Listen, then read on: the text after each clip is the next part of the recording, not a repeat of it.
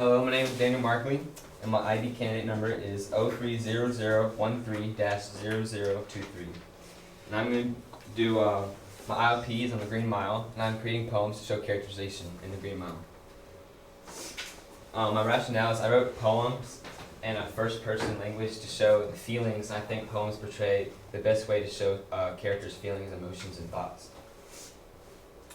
And my first poem is my Delacour poem.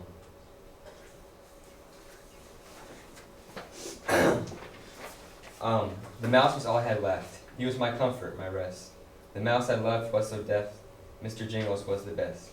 I was sad and broken, with no hope left at all, but he was the token, my new joy I recall.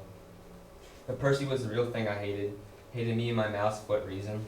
A fear of me, that's what he created. He deserved the punishment of treason. I used the mouse to forget all my fears, used him to mask from others what I felt, help me forget the pain and hide my tears, used him to forget all the pain I had dealt. I was sorry for all that I did. Forgiveness is all that I now wish for. Sin is what I wanted my soul to rid. Worry for the mouse until I was no more. So I picked up themes and characterizations Stephen King used in the Green Mile and applied them to my poems. And these are the 6 main topics presented in the passages that I put out. And the first one is his amazement, enjoyment from the mouse. He's amazed by all the tricks he teaches him, and he's still amazed by the mouse. He even gives him a new name, Mr. Jingles. And he also gets happiness that comes from the mouse.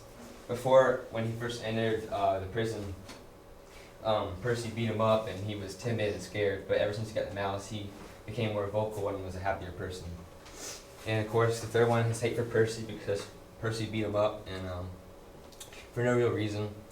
And he also uses the mouse to represent himself as the devil. Him and the mouse are kind of the same person. They whisper things to each other, and they think the same way. And he's a religious person who was sorry for what he did, because at the end he says he's sorry and he wished he could go back and change everything he did. And he actually memorized a prayer, and so he's a very religious person. Also, the 6th thing is his weakness. This is fearfulness for Percy. Every time Percy comes around, he gets scared. He goes to the back of his cell and hides. And this is a passage about his amazement and enjoyment for Mr. Jingles. He's saying, watch this to the guards, because he's so proud of what he taught the mouse and what the mouse can do, because it's his double. So not only does he gain pride from showing them what the mouse can do, he gets pride because I taught him that. And it says, sitting on his right shoulder, this shows how close he was to Delacour. The mouse was like his best friend, his right-hand man, and or right-hand mouse.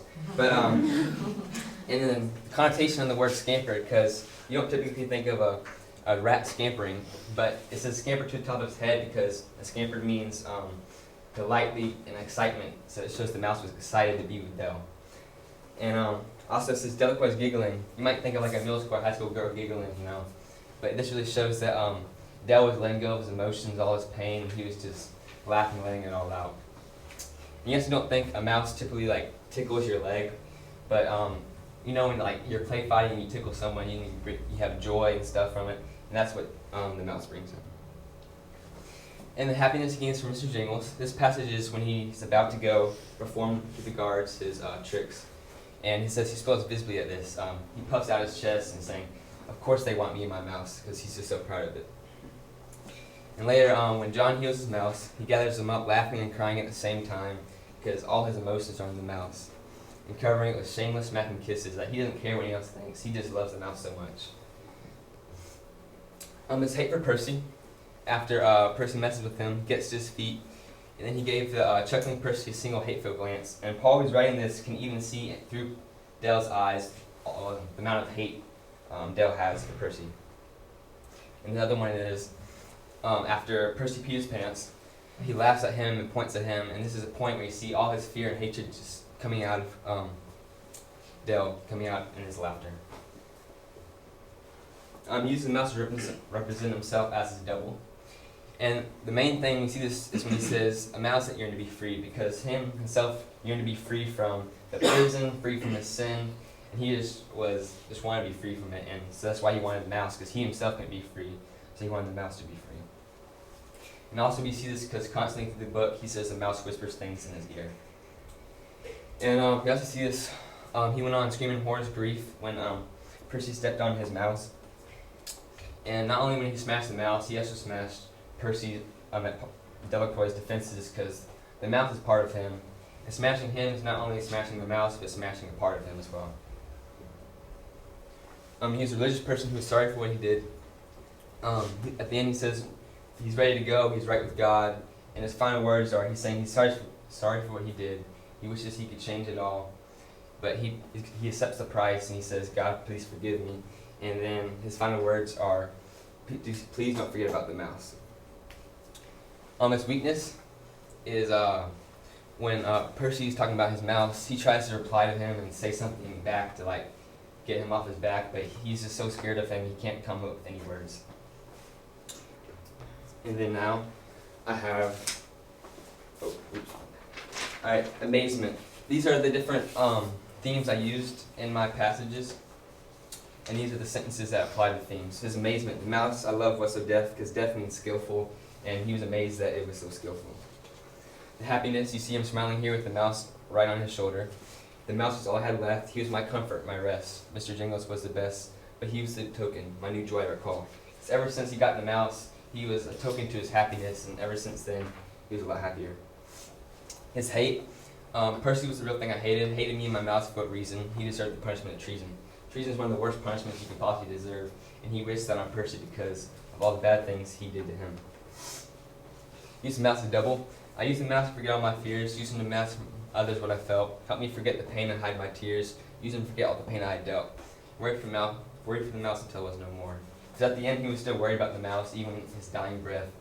And he uses the mouse to forget about all the crimes he committed, and he just uses it as a cover. He was religious. I was real sorry for all that I did. Forgiveness is all that now I wish for. Sin is what I wanted my soul to rid. At the end, we see that he's really sorry and he just wants to be rid of all the sin. And then his weakness. Fear in me, that's what he created, because Percy created a fear inside of him. So the second poem is a John Coffey poem, in the white. I was born a complete mystery. Big man I was, about 6 feet tall, but my death went down in history. In the end, what Sparky was my fall.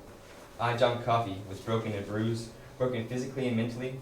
I was just trying to help all those abused, just caught in a crime accidentally.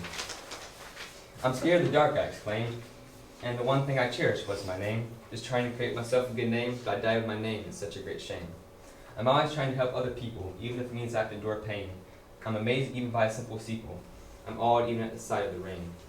There's so much bad in the world, people killing each other with love. Into the pits of despair I am hurled. Only hope, pray to the one above. So in my poem I picked up specific themes and passages that explain characterization of John Coffey. And these are the 6 ones. Pride in his name, fear of the dark, always helped those in need, hated all the bad in the world and was tired of it. He loved nature and was a big man that was a mystery.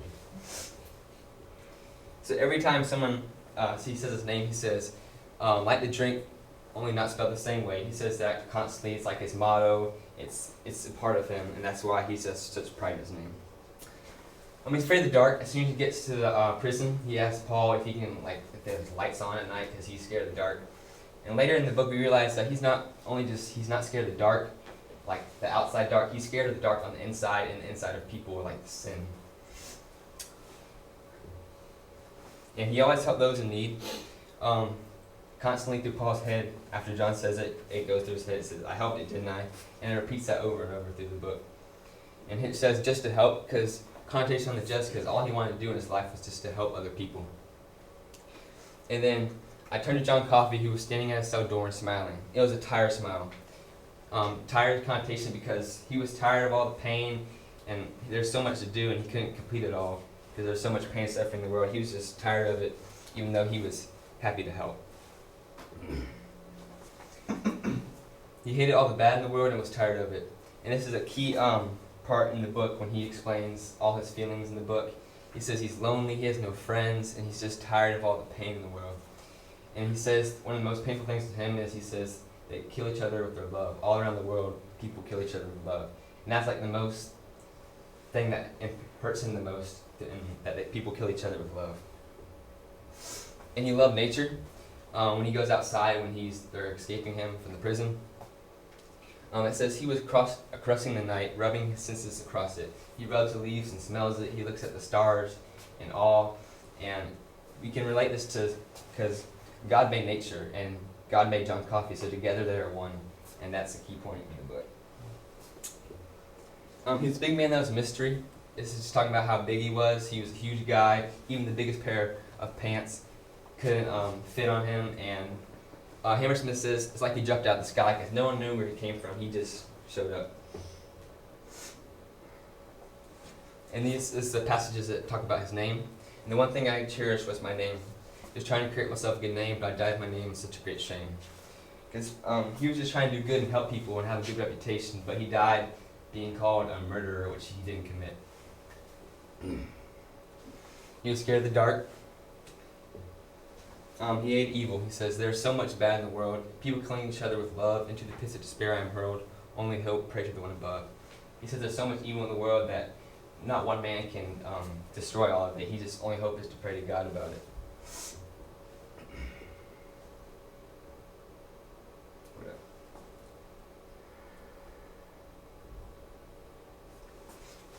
He was a helper. I, John Coffey, was broken and bruised, broken physically and mentally. I was trying to help all those abused, just caught in a crime accidentally. I'm always trying to help other people, even if it means I can endure pain. And so in this picture we can see he's just going through tons of pain mentally, and all he's just doing is trying to help other people. He didn't even commit the crime, he was just caught there trying to help. And nature, I'm amazed even by a simple sepal, which a sepal was a part of a leaf, and he's amazed even by the smallest thing that God created. And he says, I'm awed even at the sight of the rain. He was a big guy. He was born a complete mystery. Big man it was, about 6 feet tall, and just showing how massive he was compared to other guards. So in conclusion, I analyzed characterization that Stephen King used and applied them to poems to pick up the main personalities of the characters, and I tried to think what they would say, feel, and their thoughts.